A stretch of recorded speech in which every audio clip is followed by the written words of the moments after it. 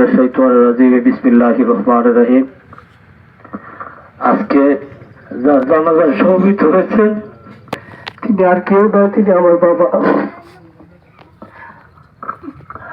এমনি ভাবে যারা বাবা হারাইছেন তারা আজকে জানেন যে আমরা কোন কঠিন জায়গায় আছি।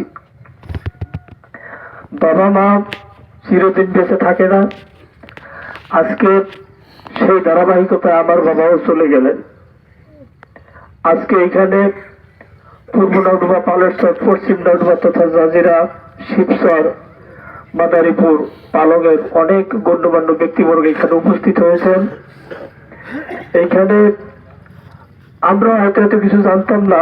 আজকে এই মুরব্বীর মুখে যতটুকু শুনলাম, আমার বাবা একজন ন্যায় বিচারক ছিল।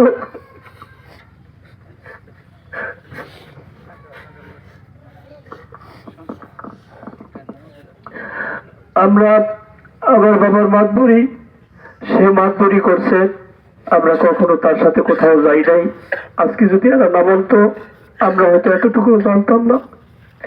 এই চলার পথে আমার বাবার আজকে 96 থেকে 97 বছর বয়স। এই দেশেই তার বেড়ে ওঠা।